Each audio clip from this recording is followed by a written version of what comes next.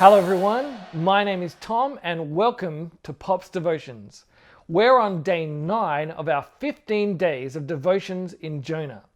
Before we get started, why don't you hit pause, open your Bible or app to Jonah chapter 2 and pray that God will help you hear what he has to say to you today and read all of Jonah chapter 2. Why don't you hit pause and do that right now? I'll be here when you get back.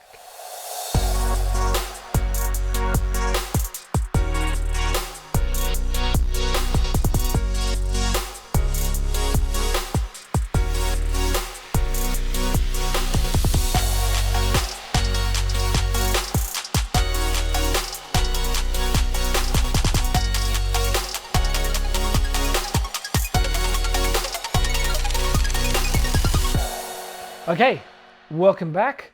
Let's get started. Today we are focusing on Jonah 2 verses 8 to 9. And here are some things to consider. You've probably seen something like this play out. A celebrity gets called out for saying or doing something inappropriate, and in response, they make a public apology, promising to be better and vowing to give money to charity as a sign of their newfound understanding that what they did was wrong. I don't know about you, but I'm usually skeptical that the person really has changed. I assume that most of the time they were apologizing because they got caught or to stop the online abuse rather than they have become truly repentant. As we come to the end of Jonah's prayer, the fact may strike you that his prayer sounds very pious and repentant, maybe somewhat like an ancient version of the celebrity apology. Maybe it was real, maybe he hadn't changed at all. In the prayer he proclaimed, "Those who cling to worthless idols turn away from God's love for them," verse 8. And then promised, "But I, with shouts of grateful praise, will sacrifice to you," verse 9.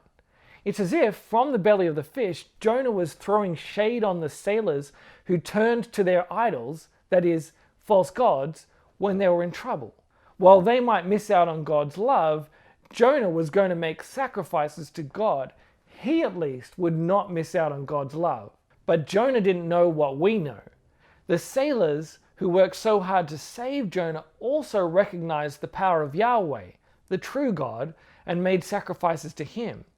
While Jonah was hanging out in the fish, they were faithfully embracing the love of God.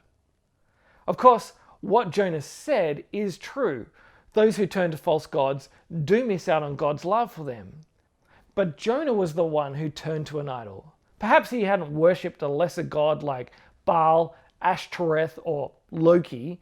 He had, though, chosen his own desires over God. He had turned to the worthless idol of his own righteousness, committing the original sin of thinking he knew better than God. As a result, he was missing out on God's love. Jonah shouldn't have thought so highly of himself. Jonah's attitude to the sailors here shows his attitude to anyone who wasn't a worshipper of Yahweh like he was.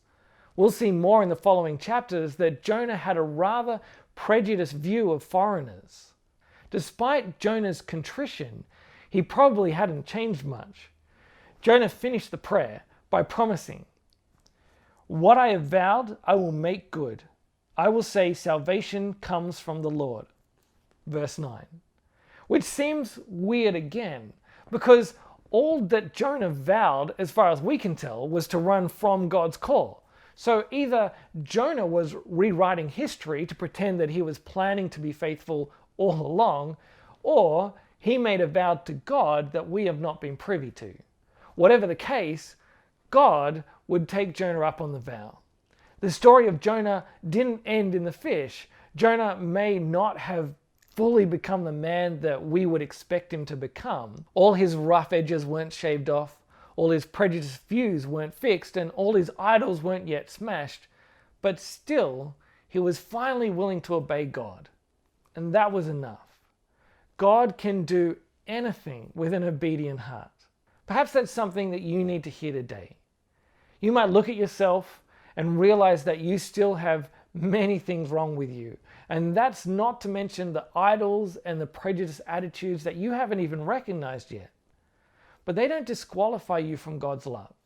nor from his desire to shape you and use you for his purposes. At this point in the story, Jonah is not yet the man that he should be. And at this point in the story, you're not yet the person that you should be. While we were still sinners, Christ died for us. Romans 5:8. God's love and purposes for us are not dependent on us having changed or the genuineness of our public apologies. Salvation comes before obedience, and obedience comes amid change. And if you're worried about how genuine your obedience is, you're in a better place than the person who assumes all their motives are good. So don't wait till you've got it all together before you make good on your vows to God. Jesus has made the acceptable sacrifice of himself to God. Now, with shouts of grateful praise, you can live the life you have been called to as you become more and more the person that you were made to be. Here's something to reflect on. How have you seen God use you even when your attitude has been wrong? Here's something you could do. Ask God what he wants you to do today. When you know the answer, do it, and pay attention to how God uses even you. And now, a prayer to pray. Gracious God, thank you that you love and use people like Jonah and like me, even with our prejudiced attitudes and wrong motives. Please change me to become more like your Son Jesus, full of genuine love for you and all people. And as you change me, please help me to be obedient, that I might see you work in perfect ways through imperfect me. Well, that's all for Pop's Devotions today. I will see you tomorrow for the next part of Jonah. If you think this has been helpful, feel free to recommend it to your friends. They can sign up to our daily emails and start from day one at tomfrench.com.au/devotions.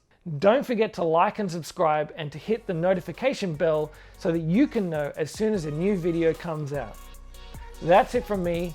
I will see you tomorrow.